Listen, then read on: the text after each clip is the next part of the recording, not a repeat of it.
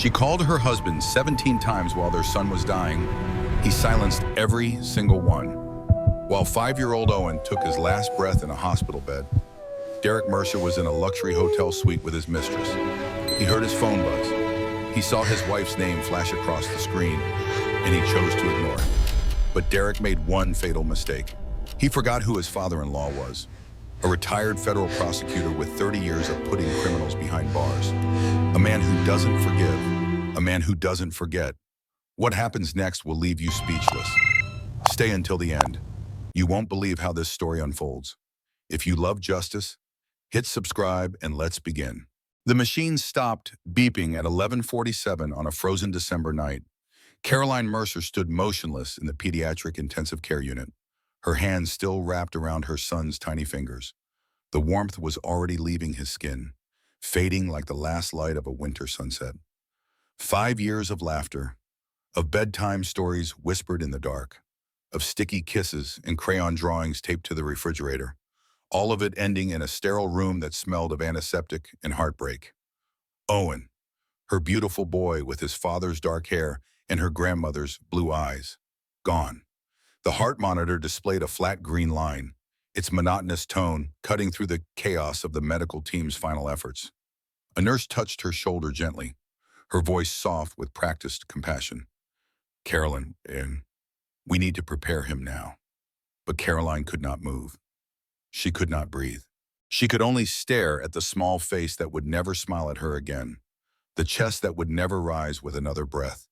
His favorite stuffed elephant lay tucked beside him on the pillow, the one he called Peanut, the one he could not sleep without. She had promised him everything would be okay. She had held his hand and told him Daddy was coming. She had lied. Where was Derek? The question burned through her shock like acid. She had called him 17 times. 17 times his phone had rung before going to voicemail. 17 times she had begged him to come, to hurry, to please go and answer. Owen's asthma attack had escalated into cardiac distress so quickly, his small heart overwhelmed by the strain of fighting for air. The doctors had tried everything: medications, oxygen, chest compressions that made his tiny body jerk like a broken doll. But a 5-year-old heart can only fight so hard, and Derek had not been there. Caroline finally released Owen's hand, her fingers leaving his with a reluctance that felt like tearing her own skin. She stepped back, her legs threatening to buckle beneath her weight, and pulled her phone from her pocket with trembling fingers. The screen showed 17 outgoing calls to Derek. Not one returned. She scrolled past his name and found the only other number that mattered. Her father. The man who had always been there, even when she pushed him away. The man she had distanced herself from when Derek complained about his interference. His overprotectiveness. His constant presence. Miles Holbrook answered on the first ring, his voice alert despite the late hour. "Sweetheart, what's wrong?" 3 words. That was all she could manage. 3 words that shattered the world into before and after. "Owen is gone. The silence on the other end lasted exactly 2 seconds.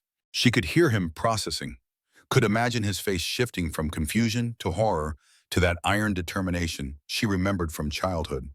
Then his voice came through, steady as granite, unshakable as the foundation of a fortress. "I'm on my way. Don't move. I'm coming." The line went dead. Caroline sank into the plastic chair beside Owen's bed, her body finally surrendering to the weight of grief. She did not cry. Not yet. She was beyond tears, suspended in a void so vast it swallowed everything else. The fluorescent lights buzzed overhead like angry insects.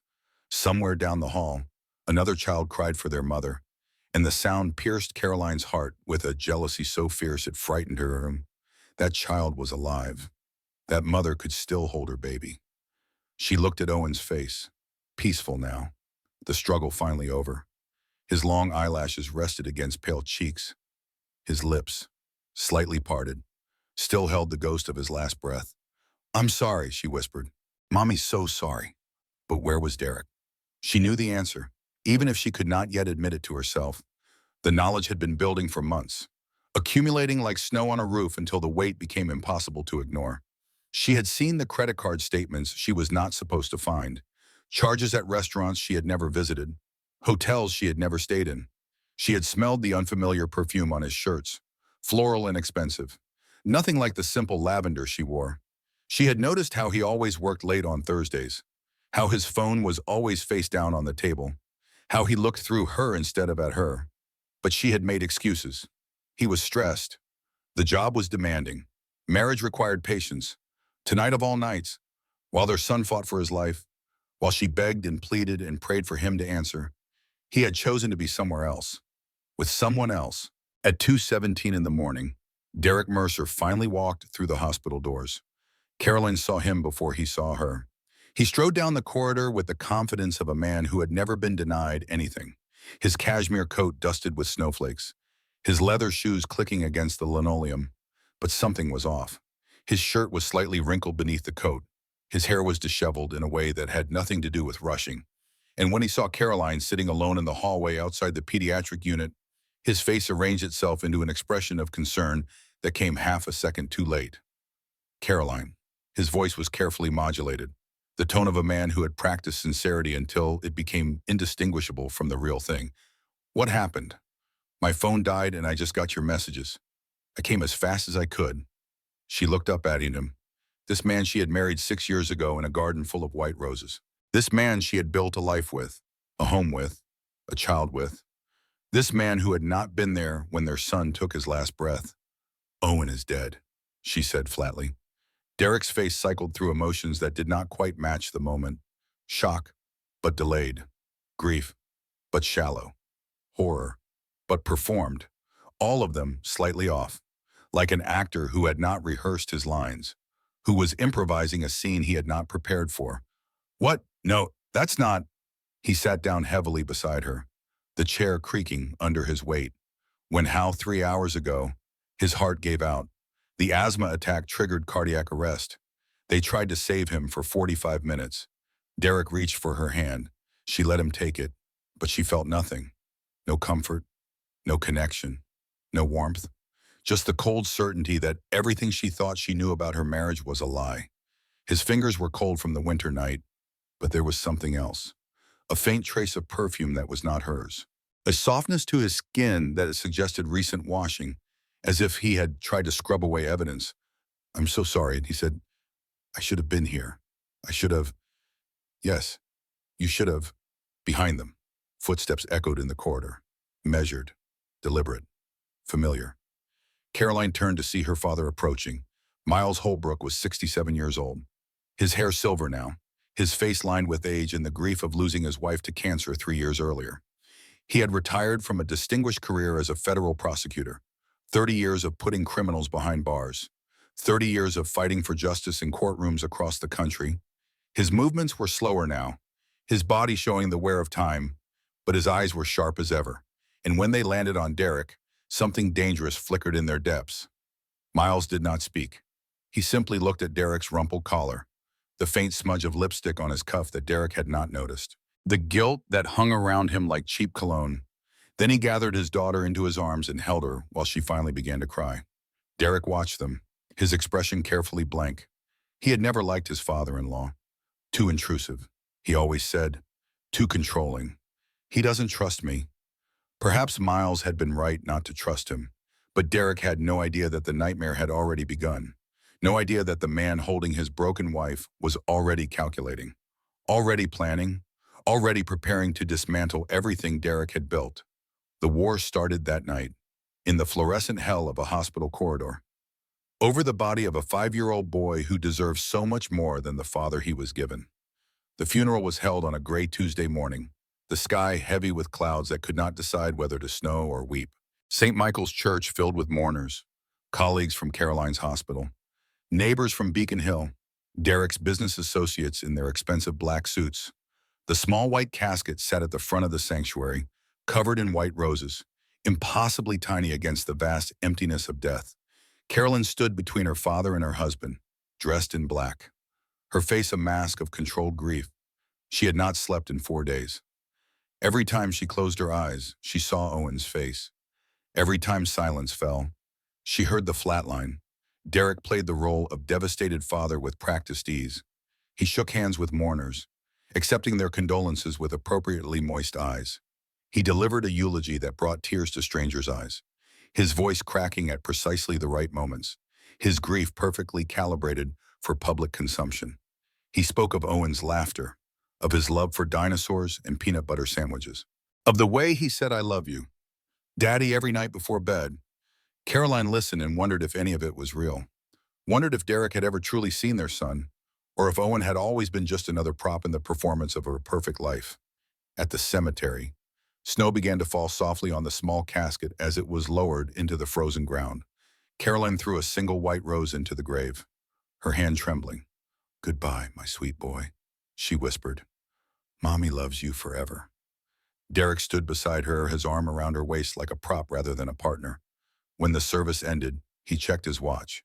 Back at the Beacon Hill townhouse, the performance continued. Friends and family gathered to offer comfort, filling the elegant rooms with quiet conversation and catered food. Carolyn moved through them like a ghost, accepting embraces she could not feel, responding to words she could not hear. Finally, as the last guests departed, the caterers cleaned and left. Silence fell over the house like a shroud. Derek loosened his tie and reached for his coat. "I need to go into the office," he announced, already moving toward the door. "There's a deal closing and I can't miss it." Caroline stared at him. "We just buried our son, and I'm handling it the only way I know how. Working." He shrugged on his cashmere coat, adjusting the collar in the hallway mirror. "I'll be back late. Don't wait up." He was out the door before she could respond, leaving her standing alone in the entryway of the house they had shared, the house where Owen had taken his first steps, spoken his first words, lived his entire brief and beautiful life. Miles had watched the exchange from the living room doorway. Now he approached his daughter, his face carefully neutral, but his eye burning with cold fury. How long has he been like this? Carolyn sank onto the antique settee her mother-in-law had chosen, too exhausted to stand. "Years. I just didn't want to see it."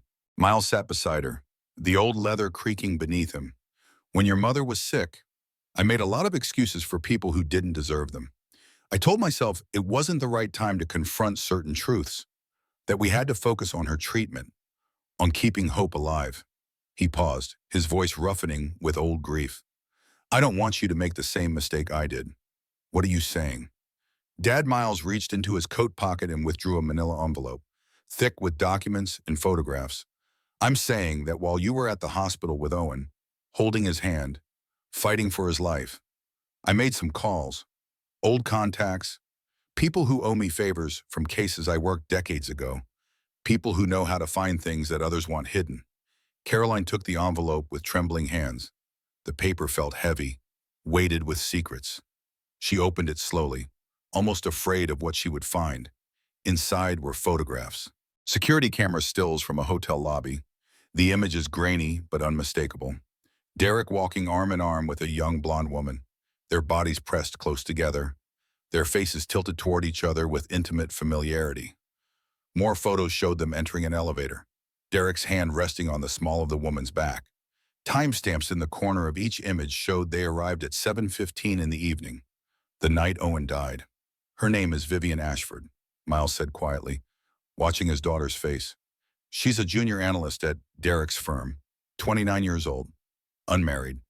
According to my sources, they've been involved for at least 8 months." Caroline stared at the photos, her husband's hand on another woman's waist, their heads bent together in intimate conversation. His smile, genuine and warm in a way it never was at home anymore. The way he looked at this Vivian was the way he used to look at Caroline. Years ago, before Owen was born, before the marriage became a contract rather than a partnership. "He knew," she whispered, her voice cracking. "He knew I was calling. He knew something was wrong with Owen." Miles nodded grimly. "His phone records show 17 incoming calls from you between 8 and 11 that night. He silenced every single one. The hotel records show he did not leave the room until 2 in the morning. After I imagine he finally checked his messages." The envelope slipped from Caroline's fingers, photographs scattering across the hardwood floor like fallen leaves. She covered her face with her hands, her body shaking with sobs that had no sound. Her father gathered the photos carefully, methodically, placing them back in the envelope with the precision of a man who had handled evidence for 30 years. "What do I do?" Caroline finally asked, her voice muffled by her palms. "What can I possibly do first?" You grieve? Miles placed his hand over hers, warm and solid. You let yourself feel this, all of it. The loss, the betrayal, the rage. You don't push it down or pretend it doesn't exist. He paused, his jaw tightening. Then, when you're ready, we make him pay for every moment he wasn't there, for every call he ignored, for every lie he told. Caroline looked at her father through tear-blurred eyes. Something was shifting inside her, something hard and cold forming in the place where her heart used to be. I want him to lose everything, she said quietly. Everything he values, everything he's built. I want him to know what it feels like to have nothing left. Miles nodded slowly, a grim satisfaction settling over his weathered features. Then we do this right. No emotion in the execution, pure strategy, cold calculation. He owes you a debt he can never repay, but we can make sure he spends the rest of his life trying. For the first time since Owen's death, Carolyn felt something other than grief. She felt rage, and rage, she was discovering, could be a kind of fuel. 3 days after the funeral, Carolyn stood in her bathroom, staring at her reflection in the mirror. The woman who looked back at her was almost unrecognizable. Dark circles shadowed her eyes. Her cheekbones seemed sharper, her face thinner, as if grief had begun consuming her from the inside. She had not eaten a full meal since Owen died. She had not slept more than 2 hours at a stretch. But beneath the exhaustion, something else was visible. A hardness in her gaze that had not been there before. A steel forming in the softness. She dressed carefully, choosing a simple black dress that spoke of mourning, but also of purpose. She applied minimal makeup, enough to conceal the worst of the damage. She brushed her hair until it gleamed. Then she walked to Derek's home office. He was there, as she knew he would be, sitting behind his mahogany desk with a crystal glass of whiskey at his elbow. His laptop was open, spreadsheets glowing on the screen. He did not look up when she entered. I'm busy. Caroline, whatever it is can wait. No, it can't. Something in her voice made him pause. He looked up, annoyance flickering across his handsome features. Carolyn laid the photographs on his desk, one by one, watching his face as each image registered. His expression cycled through surprise, then annoyance, then something colder and more calculating than she had ever seen. Oh, where did you get these? It doesn't matter where I got them. What matters is that our son was dying while you were with her, while I called and begged you to answer, while Owen asked for his daddy. You were in a hotel room with your mistress. Derek leaned back in his leather chair, swirling the whiskey in his glass. Let's not be dramatic. Caroline, Owen had attacks all the time. He was always sick, always in and out of hospitals.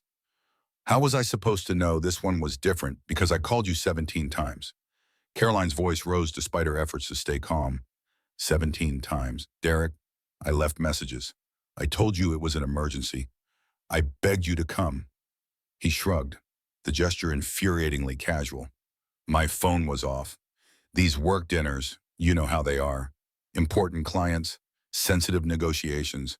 I couldn't have it buzzing every 5 minutes. This wasn't a work dinner. She jabbed her finger at the photographs. This was you sleeping with your mistress while our child took his last breath, while I held his hand and watched him die, while I told him daddy was coming. Derek's expression hardened, the mask of the grieving father finally slipping away to reveal something uglier beneath. Fine. You want the truth? Yes, I was with Vivian. And frankly, I'm not sorry. He stood, walking around the desk to face her directly, his height giving him an advantage he clearly enjoyed. Our marriage has been dead for years. You know it. I know it. We were just going through the motions, staying together for appearances. Owen was the only thing keeping us in the same house. And now he's gone. Carolyn slapped him. The sound cracked through the room like a gunshot, echoing off the leather-bound books and expensive artwork. Derek's face twisted with fury. He grabbed her wrist, his grip painfully tight, his fingers digging into her bones. Don't ever do that again. His voice was low, dangerous. You understand me. I am not the villain here. I am a man trapped in a loveless marriage with a woman who cares more about being a mother than being a wife. He released her wrist with a shove that made her stumble backward. You want a divorce? Fine, I'll give you a divorce. But you should know something first. He pulled a folder from his desk drawer and tossed it at her feet. Papers scattered across the oriental rug. Pick them up. Read them carefully, because this is your future. Carolyn, she knelt slowly, gathering the documents with trembling hands. Financial statements, loan applications, credit card accounts she did not recognize, all of them bearing her signature. But she had never signed these documents. She had never seen them before. Everything is in my name, Derek said, satisfaction dripping from every word. The house, the investment accounts, the retirement funds, everything we built during this marriage is legally mine. That's not possible. We bought the house together. We checked the deed. He smiled, cold and triumphant. I had it transferred 18 months ago. You signed the paperwork yourself. Remember that stack of documents I brought home from the lawyer? You trusted me. You didn't even read them. Caroline's blood turned to ice. She remembered that night. She had been exhausted from a double shift at the hospital. Owen had been sick, coughing through the night. Derek had put a pile of papers in front of her, told her they were just routine updates to their estate planning. Sign here, here, and here. She had done it without reading. Too tired to question, too trusting to suspect. And those medical bills for Owen's treatments. Derek continued, clearly enjoying himself. I stopped paying them 2 months ago. The insurance premiums, too. I redirected the money to cover some personal investments. You're personally liable for $180,000. Caroline, hospital bills, equipment rentals, specialist consultations, all in your name. The room spun around her. She gripped the edge of the desk to keep from falling. Divorce me, Derek said, leaning close enough that she could smell the whiskey on his breath. And you walk away with nothing but debt. You'll lose your nursing license when you can't pay your bills. You'll lose your credit. You'll lose everything. He straightened his tie, smoothing his shirt, transforming back into the polished professional the world saw. So think carefully about your next move, sweetheart, because I hold all the cards. And I always win. He walked past her toward the door, pausing at the threshold. Oh, and Caroline, if you try to use those photographs against me, I'll have my lawyers bury you in defamation suits. Vivian's father is a senior partner at one of the biggest law firms in Boston. They'll destroy you before you can blink. The door closed behind him with a soft click. Caroline sat on the floor of her husband's office, surrounded by the evidence of her own destruction, and wondered how she had missed so many signs. How she had loved a monster without ever seeing his true face. But beneath the shock and the fear, something else was growing. Something hot and fierce and unforgiving. Derek thought he had won. He thought she was weak, broken, defeated. He had no idea what she was capable of. The next 72 hours shattered every remaining illusion Caroline had about her marriage and her life. Miles Holbrook did not believe in half measures. When he declared war, he mobilized armies. Within 48 hours of learning about Derek's financial manipulations, he had assembled a team that would have intimidated most Fortune 500 companies. Margaret Foster was a forensic accountant who had spent 25 years uncovering financial crimes for the federal government before retiring to private practice. Her specialty was finding money that people desperately wanted to hide. She arrived at Miles's Cambridge home with 3 laptops, a box of files, and the intensity of a bloodhound on a scent. James Mitchell was a criminal defense attorney with experience in financial crimes, white-collar prosecution, and high-profile divorce cases. He had put away senators, CEOs, and mob bosses. He owed Miles a favor from a case 20 years ago, and he was calling it in. The private investigator's name was Thomas Fletcher, a former FBI agent who specialized in corporate malfeasance. He had contacts in every major financial institution in Boston, people who could access records that were supposed to be confidential. Together, they turned Miles's dining room into a war room. What they found made Caroline physically ill. He forged your signature, Margaret explained, spreading documents across the mahogany table like a surgeon laying out instruments. Not just once, not just for the house transfer. She pulled out stack after stack of papers, 3 separate loan applications, totaling over $200,000, a second mortgage on the townhouse, credit cards opened in your name with balances totaling $93,000. Caroline stared at the papers. Her signature, perfect replicas that she had never written, her social security number, her employment information, all of it used without her knowledge or consent. The forgeries are excellent, Margaret continued. Whoever created them had access to multiple samples of your authentic signature. He must have been collecting them for months, maybe years. He used your credit to fund his gambling habit, James added grimly. Online poker, sports betting, horse racing. According to the records we've obtained, Derek Mercer owes at least $300,000 to various creditors and gambling platforms. Gambling. Caroline shook her head in disbelief. I never knew he gambled. He never mentioned it. I never saw any evidence. They hide it well, Margaret said, especially the ones who come from money, who have reputations to protect.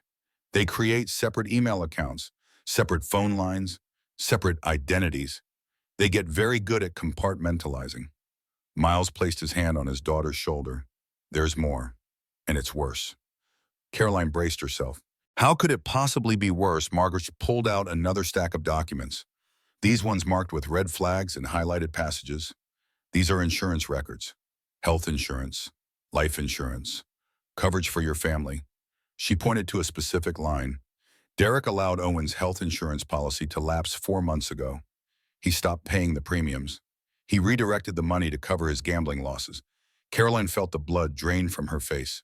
Owen's medical equipment, his medications, his emergency care, the specialists he needed to see every month. When Owen was admitted to the hospital, Miles said quietly, the bills went directly to you. Derek had already removed himself from financial responsibility. He made sure you would be holding the bag when the marriage ended. He planned this. Caroline's voice was barely a whisper, but it cut through the room like a blade. He let our son's insurance lapse. He knew Owen was sick. He knew Owen needed that coverage. And he let it lapse anyway. It appears so, James confirmed. The timeline suggests he began systematically separating your finances about 6 months ago, right around the time the affair with Vivian Ashford became serious. Caroline stood abruptly, her chair scraping against the hardwood floor. She walked to the window, staring out at the Cambridge street, the snow-covered trees, the ordinary world going about its ordinary business. Her son had died without insurance, without the coverage that might have gotten him faster care, better equipment, more aggressive intervention. And Derek had known. Derek had chosen to let it happen. There's one more thing, Thomas Fletcher said, his voice careful. I tracked the insurance premium payments. The money Derek should have been paying to maintain Owen's coverage. Where did it go? Fletcher pulled up an image on his laptop. Security camera footage from a casino in Atlantic City. He converted it to chips. The night Owen died, 3 hours before Derek met Vivian at the hotel, he was at a blackjack table. He lost $12,000. Then he went to the hotel and turned off his phone. The room fell absolutely silent. Derek had gambled away their son's medical insurance. Then he had gone to his mistress. Then he had ignored 17 calls while Owen fought for his life. And the whole time, for months before that night, he had been planning to leave Caroline buried in debt, stripped of assets, destroyed. I want him in prison, Caroline said, her voice steady now, cold as the winter wind outside. I want his mother's money seized. I want Vivian Ashford exposed. I want everyone who helped him to suffer. Miles nodded slowly. Then it's time to set the trap. The plan was elegant in its simplicity, designed by a man who had spent 3 decades outmaneuvering criminals who thought they were smarter than the law. Miles arranged a meeting with Derek under the pretense of negotiating a settlement. Caroline would not be present. He explained in his carefully worded email. She was too emotional after the funeral, too fragile to handle direct confrontation. She simply wanted the nightmare to end. Derek agreed immediately. Of course he did. In his mind, he had already won. They met at Miles' law office in Cambridge, a stately brownstone filled with leather-bound legal volumes and the weight of decades of justice. The conference room overlooked a snow-covered courtyard, sunlight streaming through tall windows, giving the space an air of authority and permanence. Derek arrived precisely on time, dressed in a $3,000 suit, confidence radiating from every pore. He shook Miles's hand with the grip of a man who had never been denied anything, who believed that money and breeding made him untouchable. Let's make this quick, Derek said, settling into the leather chair across from his father-in-law. I have a dinner meeting at 8, important clients. Of course, Miles kept his expression neutral, almost sympathetic. I appreciate you taking the time to meet. This has been difficult for everyone. Indeed, Derek crossed his legs, completely at ease. I want you to know, Miles, that I have no desire to drag this out. Carolyn has suffered enough. We all have. I'm glad to hear that. Miles slid a document across the polished conference table. A single page, elegant letterhead, minimal text. This is a proposed settlement, he explained. Carolyn will accept $50,000 and walk away quietly. No further claims on assets. No public statements about the marriage or its dissolution.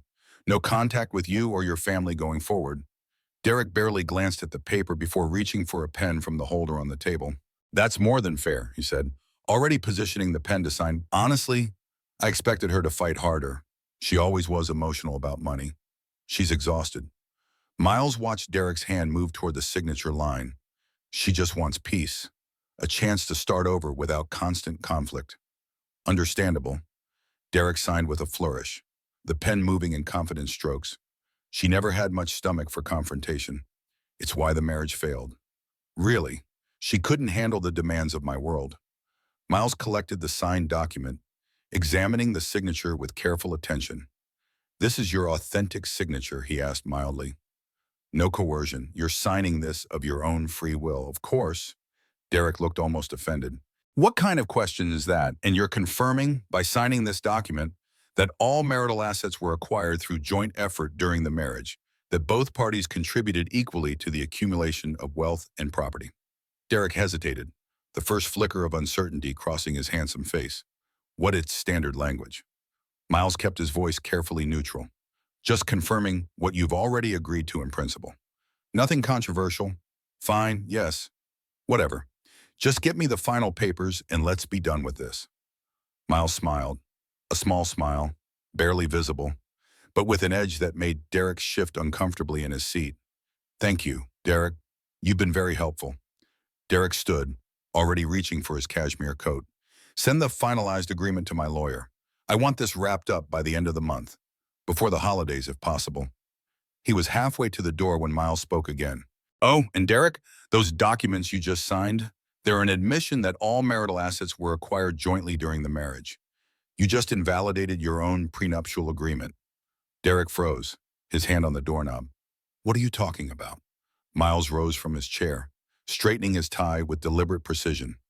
The prenup you had Caroline sign before your wedding stated that assets acquired before the marriage remain separate property. It also specified that any assets you brought into the marriage, including your trust fund distributions and family investments, would remain solely yours in the event of divorce. I know what it said. Derek's voice was sharp now. Defensive. I had my lawyers draft it specifically to protect, but you just signed a document acknowledging that all assets were acquired jointly. Miles picked up the signed paper, examining it as if it were a precious artifact. That includes the Beacon Hill townhouse, the investment accounts, the retirement funds, and, he paused for effect, the offshore holdings in your mother's shell companies. Derek's face drained of color. The confidence evaporated like morning fog. That's ridiculous. That won't hold up in court. I'll say I was coerced. I'll say I didn't understand what I was signing. Will you almost gesture to the corner of the room, a small camera, barely visible among the books and decorative objects, blinked with a steady red light, because I have video evidence of you entering this room voluntarily, reviewing the document, dismissing it as standard language, and signing without any pressure or coercion. I also have audio of you admitting that your marriage failed because your wife, and I quote, couldn't handle the demands of your world. For the first time in his adult life, Derek Mercer looked genuinely afraid. You can't do this. This is entrapment. This is justice. Miles stepped closer, his voice dropping to a register that had made defendants tremble for 3 decades. You stole from my daughter. You forged her signature. You gambled away her son's insurance. You left her to hold your debts while you played house with your mistress. Derek stumbled backward, nearly tripping over a chair. My mother will... She has connections. She'll make this go away. Your mother, Miles said calmly, is currently the subject of a federal investigation into tax evasion and money laundering. I filed the complaint myself 3 days ago. Her offshore accounts have been frozen pending review. Her assets are being traced as we speak. Derek's hand trembled as he gripped the doorframe for support. You're lying. Am I? The office door opened behind him. Judith Mercer stood in the doorway, her face pale with fury, her designer coat still dusted with snowflakes from the street outside. Derek, she said sharply, we need to leave. Now. Miles smiled again. That same small, dangerous smile. Mrs. Mercer? Perfect timing. I was just explaining to your son how the next few months of his life are going to unfold. Judith Mercer had not built a fortune by being stupid. She was 65 years old, born into old Boston money, married into older Boston money, and had spent 4 decades protecting and growing the Mercer family wealth. She sat on boards. She attended charity galas. She lunched with senators' wives and vacationed with hedge fund managers. And she had survived 3 federal investigations without ever being charged. She was not about to let a retired prosecutor destroy everything she had built. I know about the Whitfield case. Miles, she said, her voice ice cold and perfectly controlled. 1998, Thomas Whitfield, convicted of murder based on circumstantial evidence and your, shall we say, creative approach to discovery. Miles' expression flickered, just for a moment, just a fraction of a second, but Judith saw it. I have documents, she continued, affidavits from witnesses who were never called, evidence that was conveniently misplaced, a pattern of prosecutorial conduct that would make very interesting reading for the Massachusetts Bar Association. That case was reviewed. Miles's voice was steady, but something had shifted in his posture. Whitfield was guilty. The evidence supported. The evidence supported your conviction rate. Judith stepped closer, her heels clicking against the hardwood floor. You were ambitious. Miles, you wanted to be Attorney General, and you were willing to cut corners to get there. Derek straightened, sensing the shift in power. He moved to stand beside his mother, drawing strength from her certainty. Should have stayed retired. Old man, he said, a smirk returning to his face. You're out of your league now. Miles looked at the woman who had protected her son through decades of affairs, gambling, and financial crimes.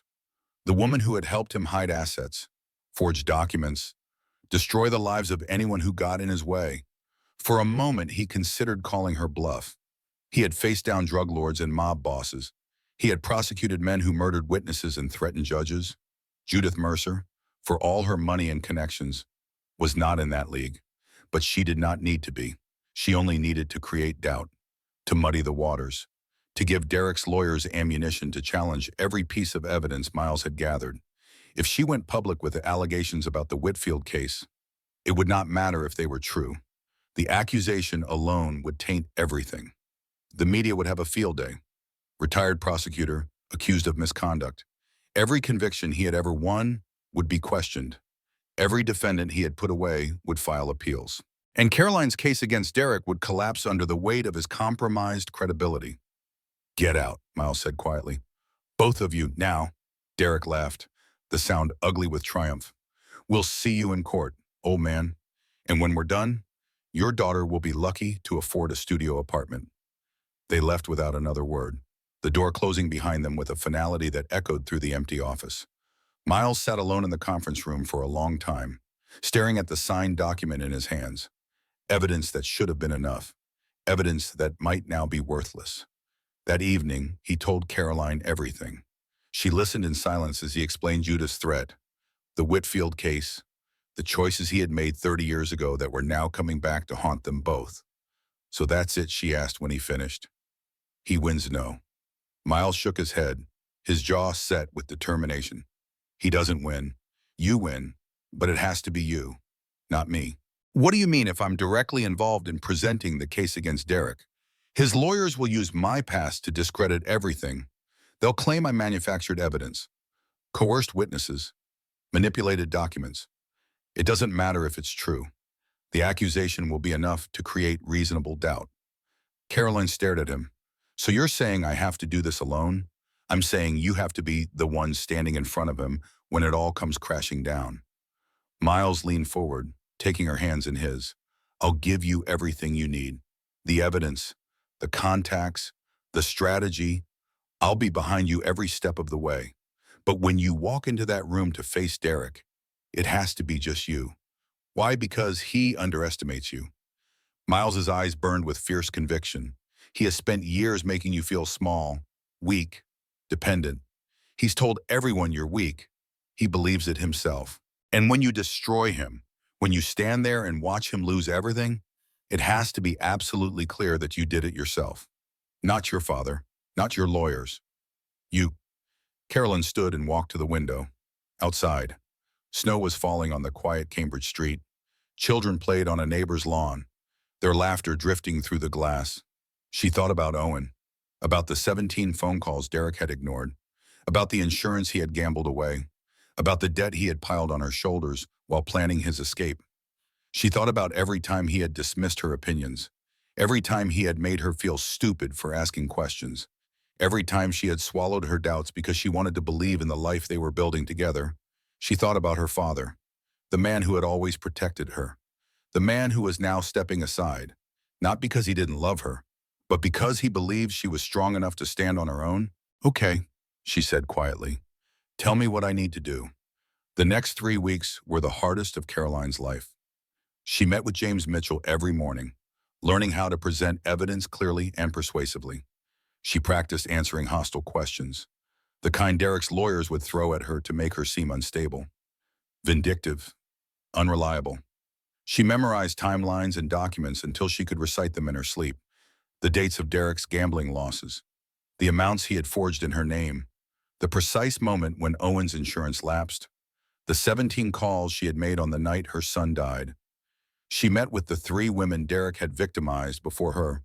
Rachel Montgomery was 33 now, working at a small investment firm in Connecticut, far from Boston and its memories. She had been 24 when Derek targeted her, young and ambitious and desperate to prove herself. "He made me feel special," Rachel said, her voice steady but her hands trembling around her coffee cup, "like I was the only person in the world who understood him. He told me his marriage was a formality, that he was going to leave his wife, that we would build a life together." She laughed bitterly. "I believed him until I found out there were 2 other women at the same time. What happened when you tried to leave? He threatened my career, said he would make sure I never worked in finance again, that he would tell everyone I was unstable, that I had pursued him, that I was a liability." Her voice dropped. "His mother offered me $50,000 to sign an NDA and disappear. I was scared. I didn't know what else to do." Anna Campbell's story was similar. So was the third woman's, who asked to remain anonymous, who still flinched when she heard Derek's name. They had all been young. They had all been ambitious. They had all been destroyed. Caroline listened to their stories and felt her resolve harden into steel. She reviewed the forensic accountant's findings until she understood every transaction, every forged signature, every diverted payment. She could trace the path of Derek's gambling debts through shell companies and offshore accounts. She could explain how he had systematically stripped her of assets while keeping his own protected. And she gathered her courage. The hardest part was the nights, lying alone in the guest room of her father's house, staring at the ceiling, missing Owen with an ache that never faded. She would pick up his photograph from the nightstand, trace the lines of his face with her fingertip, and whisper promises into the darkness. "Mommy couldn't save you. Baby, I'm so sorry I couldn't save you, but I'm going to make sure he can never hurt anyone else. I'm going to make sure your story matters." Sometimes she would fall asleep holding the photograph, and in her dreams, Owen was still alive, running through the garden, laughing at something silly, calling for her to come see a butterfly, a ladybug, a particularly interesting cloud. Then she would wake up, and the grief would crash over her like a wave, and she would have to remind herself why she was doing this. Not for revenge, though revenge would be sweet. For justice, for the boy who deserved a father who cared, for the women who had been silenced, for herself, for the years she had wasted on a man who never deserved her. Detective Reynolds came to see her on a cold Wednesday afternoon. He was a weathered man in his 50s, with tired eyes that had seen too much cruelty and too little justice. "We've reviewed all the evidence your team has gathered," he said, sitting across from her at Miles's dining room table. "The forgery charges are solid. Multiple documents, clear pattern of deception, witnesses who can testify to your signature being different from the forged versions, and the financial crimes substantial, money laundering through his mother's offshore accounts, tax evasion, wire fraud. The federal prosecutors are very interested." "What about Owen? What about the night he died? The detective hesitated, his expression softening with something like sympathy. Criminal negligence is harder to prove, he said carefully. We would have to demonstrate that Derek's actions, his decision to ignore your calls, his choice to be with his mistress, directly contributed to Owen's death. That's a high bar to clear. He ignored 17 calls. He let the insurance lapse. Owen didn't get the coverage he needed because Derek was gambling and cheating. I understand, and I believe you, but a jury might see it differently. They might argue that the hospital should have treated Owen regardless of insurance status. They might say you could have called someone else, a neighbor, a friend, so he gets away with it. Caroline's voice cracked with fury and grief. He gets away with letting our son die. I didn't say that. Detective Reynolds leaned forward, his gaze steady. I said criminal negligence is difficult to prove beyond a reasonable doubt. But everything else, the forgery, the fraud, the harassment of those women, that's enough to send him to prison for years. That's enough to destroy his career, his reputation, his mother's empire. Caroline took a deep breath, forcing herself to think strategically rather than emotionally. Then that's what we focus on, she said. We build the strongest possible case on the charges that will stick, and we make sure the world knows what kind of man he really is. The detective nodded approvingly. The district attorney's office is prepared to move forward. But there's one more thing we need. What Derek's firm. They've been protecting him for years, covering up his behavior, paying off victims, burying complaints. If we can get them to turn on him, to provide testimony about what they knew and when, the case becomes airtight. How do we make them turn? Detective Reynolds smiled grimly. We make them understand that protecting Derek Mercer is going to cost them a lot more than throwing him to the wolves. The conference room at Whitmore Capitol occupied the entire 42nd floor of a downtown Boston skyscraper. Floor-to-ceiling windows offered sweeping views of the harbor, the winter sun casting long shadows across the polished mahogany table. Original artwork hung on the walls, abstract pieces that probably cost more than Caroline would earn in a decade. Everything about the space screamed wealth, power, and untouchability. Derek Mercer walked into that room expecting a promotion. The partners had called him in for a special meeting, they said, to discuss his future with the firm. He had assumed, in his arrogance, that this meant recognition of his brilliance, perhaps a corner office, perhaps a larger share of the profits. Instead, he found a firing squad.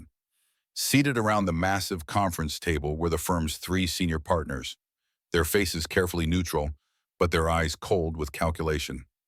A woman from Human Resources sat at one end, a legal pad in front of her, pen poised to document everything. Detective Reynolds stood near the windows, his badge visible on his belt. A federal prosecutor named Richard Sullivan sat beside him, a stack of files in front of him, and at the far end of the table, dressed in a simple black dress, her hands folded calmly in front of her, sat Caroline. She did not speak when Derek entered. She did not need to. She simply watched him realize that everything he had built was about to collapse. What is this? Derek demanded, his gaze sweeping the room, landing on each face in turn. Why is she here? What's going on, Mr. Mercer? One of the senior partners, a silver-haired man named Robert Whitmore, gestured to an empty chair. Please sit down. I'm not sitting down until someone explains what's happening. Derek's voice had risen, panic beginning to crack through his carefully maintained facade. This is highly irregular. I want my lawyer present. Detective Reynolds stepped forward. Derek Mercer, you're under arrest for forgery, wire fraud, and conspiracy to commit financial crimes. You have the right to remain silent. Anything you say can and will be used against you in a court of law. You have the right to an attorney. If you cannot afford an attorney, one will be appointed for you. This is insane.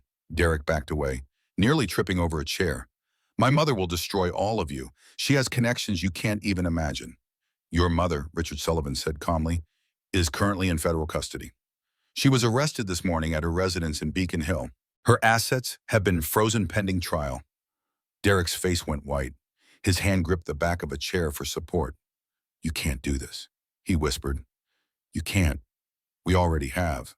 The evidence was presented methodically, each piece building on the last like bricks in a wall. Margaret Foster explained the forged signatures. displaying documents side by side to show the differences between Caroline's authentic handwriting and Derek's careful forgeries. She traced the flow of money through shell companies and offshore accounts, showing how Derek had systematically stripped Caroline of assets while protecting his own.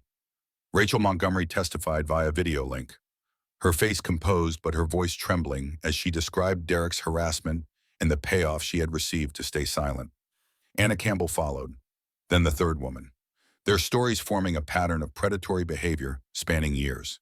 The human resources representative confirmed that the firm had received multiple complaints about Derek's conduct, all of which had been settled quietly with non-disclosure agreements paid from company funds. Each revelation landed like a hammer blow. The senior partners grew increasingly pale as they realized how much liability Derek had created for the firm, how many lawsuits might follow, how much their own complicity might cost them. We had no knowledge of these activities. Robert Whitmore said hastily, "We trusted Derek's judgment. We assumed that will be for the courts to decide." Richard Sullivan interrupted. "But your cooperation now will be taken into account when determining the firm's culpability." The partners exchanged glances. The calculation was obvious. Derek Mercer versus the entire firm. There was no contest. "We're prepared to cooperate fully with the investigation," Whitmore said. "We'll provide access to all relevant documents and testimony." Derek spun toward them. "You're throwing me under the bus. After everything I've done for this firm, you've done quite enough," Whitmore replied coldly. Derek turned to Carolyn, his face contorted with rage. "This is your doing. You did this. You've destroyed everything." Caroline stood slowly. For a moment, she simply looked at him. This man she had married. This man she had loved. This man who had betrayed her in every possible way. "No," she said quietly, her voice steady as stone. "You destroyed yourself. I just made sure everyone could see it." Detective Reynolds approached with handcuffs. "Turn around, please. Mr. Mercer, you can't do this." Derek's voice had risen to a desperate pitch. "I'll fight this. I'll appeal. I'll—" The cuffs clicked shut around his wrists. As Derek was led toward the door, he passed his mother's assistant, a young woman who had come to deliver documents. It was Anna Campbell. "You'll regret this," Derek snarled at her. "All of you, I'll make you pay." Anna looked at him with cold satisfaction, the satisfaction of someone who had waited years for this moment. "No," she said calmly, "I really won't." Derek Mercer was escorted from the building in handcuffs, past the colleagues who had admired him, past the junior analysts who had feared him, past the security guards who had always waved him through with respect. Carolyn watched from the window 42 floors above. She did not feel joy. She did not feel triumph. She felt only exhaustion and the hollow ache of grief that never left. But somewhere beneath all that, she felt something else. Justice, real and tangible, and hers. The trial lasted 3 weeks. It was the kind of trial that captured Boston's attention, filling the courtroom with reporters, curious spectators, and camera crews camped outside. The wealthy husband, the grieving mother, the web of lies and betrayal that stretched across years. Derek's defense team tried every tactic available. They attacked Caroline's credibility, suggesting she was mentally unstable, consumed by grief, seeking revenge rather than justice. They produced character witnesses who testified to Derek's generosity, his philanthropy, his dedication to his work. They claimed the evidence was fabricated. They argued that the forged signatures were actually Caroline's, that she had signed willingly and was now lying to punish her husband for the affair. They suggested that the gambling records had been manipulated, that the harassment claims were coordinated attacks by disgruntled former employees. None of it worked. Rachel Montgomery took the stand and described, in devastating detail, how Derek had isolated her from her colleagues, promised her a future that never materialized, then threatened to destroy her career when she tried to leave. She showed the jury copies of his text messages, screenshots of his late-night calls, evidence she had saved for years because she always knew this day might come.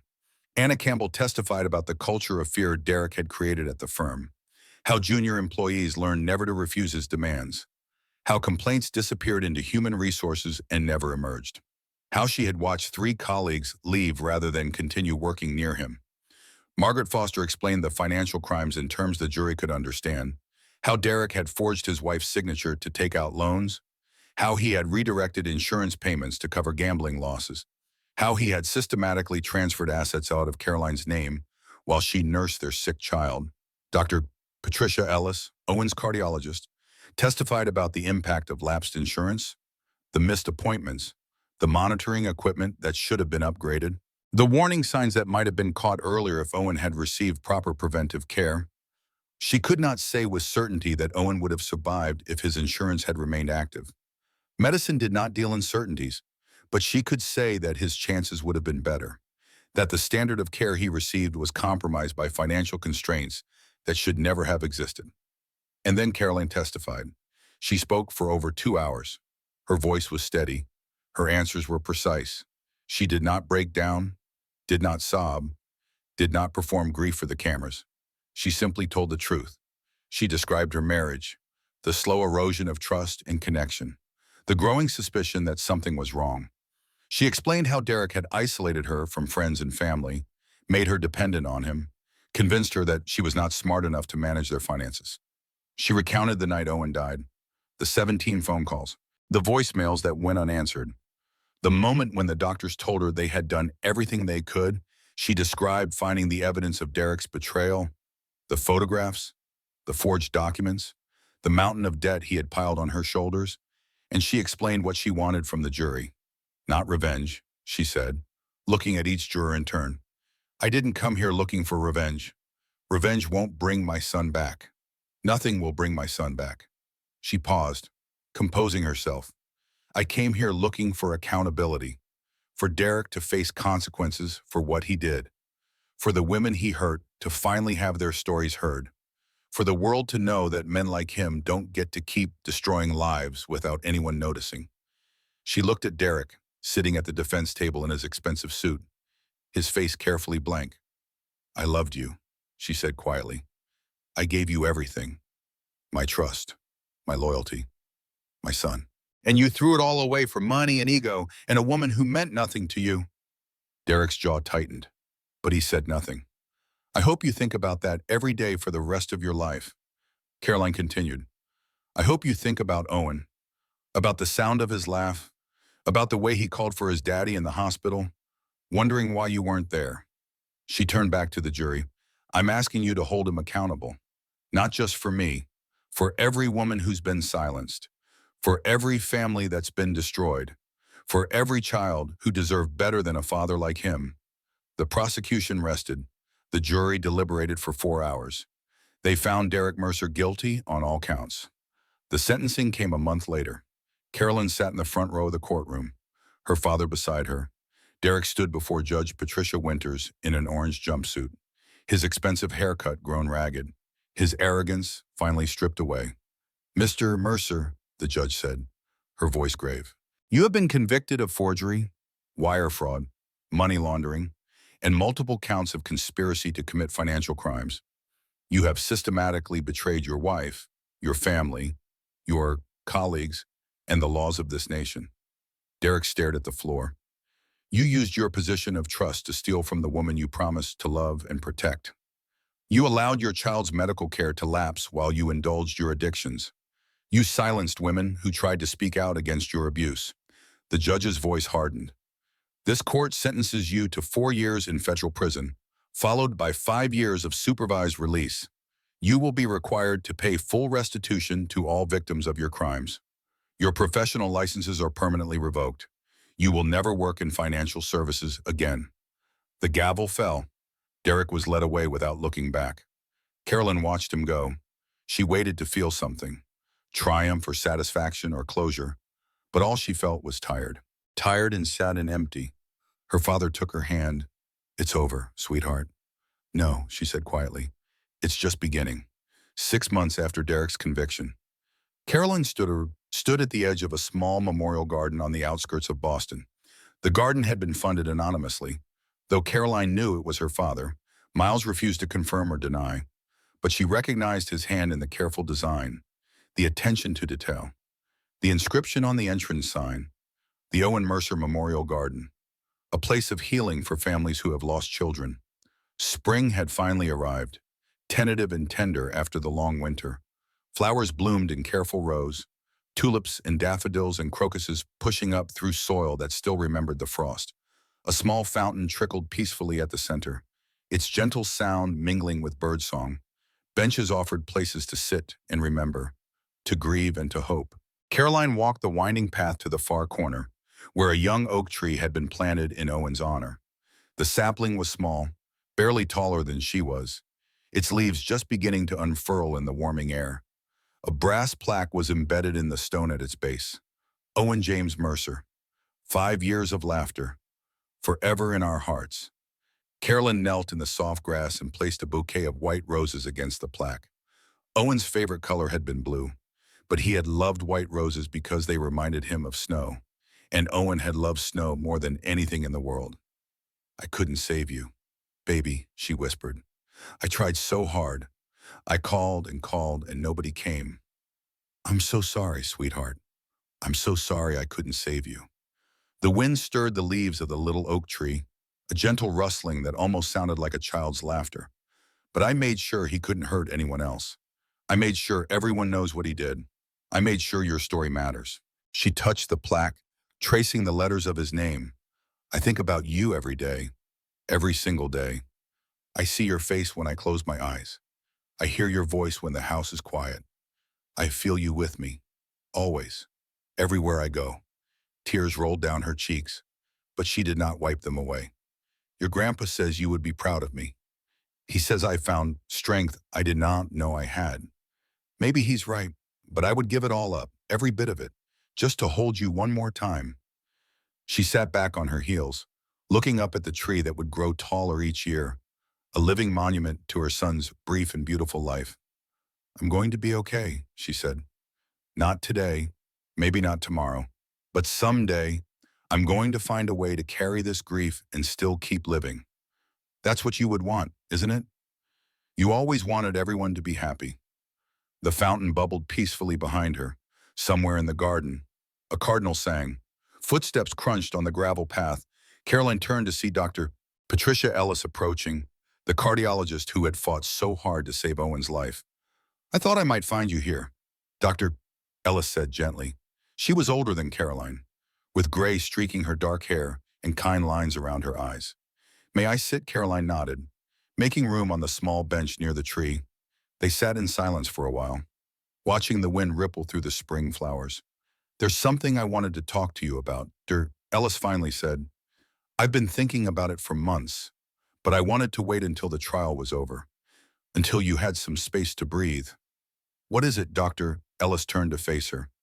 I'm part of a foundation being formed for children with heart conditions whose families can't afford proper monitoring equipment, early intervention systems, emergency response training, the kind of care that might have made a difference for Owen. Carolyn felt her breath catch. That sounds wonderful. We need someone to lead the outreach program, Dr. Ellis continued. Someone who understands what these families go through. Someone who's been there, who knows the fear and the uncertainty and the desperate hope. She paused. Someone who can speak to other parents with authenticity and compassion. You're asking me, I'm asking you. Caroline looked back at the garden, at the flowers blooming in the spring sun, at the little oak tree stretching its branches toward the light. I don't know if I can, she said slowly. I'm still so broken. Some days I can barely get out of bed. I know. Dr.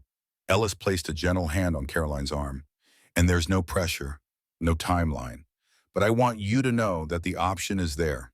Whenever you're ready, your experience, your voice, your story, they have power. They could help other families avoid what you went through. Caroline was quiet for a long moment, turning the idea over in her mind. She thought about the months since Owen's death, the crushing grief that had nearly destroyed her, the rage that had given her strength when she had none left, the trial, the testimony, the satisfaction of watching Derek led away in handcuffs. She thought about what came next, the empty days, the silent house, the question that had haunted her, what now?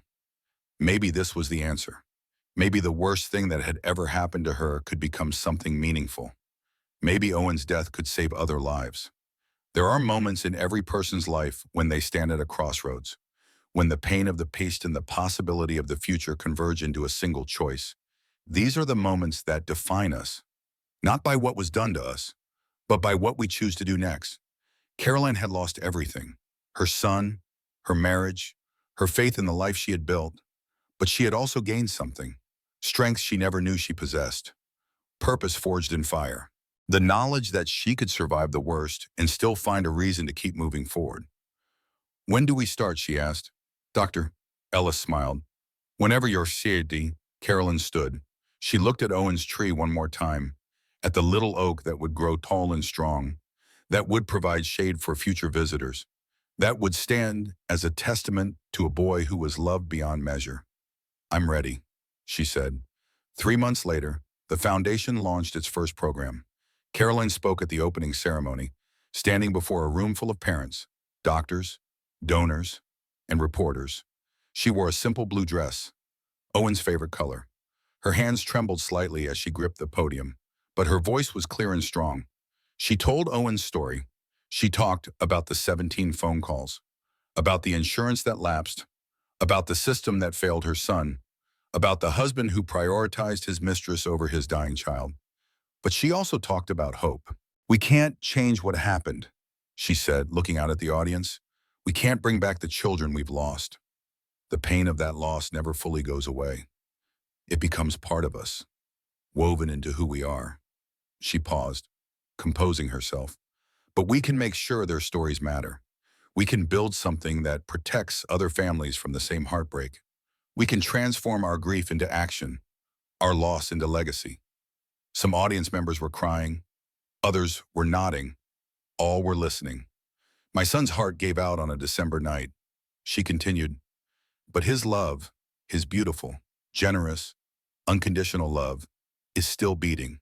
In every child we help, in every family we support, in every life we save." She looked at the foundation's logo projected on the screen behind her, a small heart with Owen's name beneath it. "This is for him.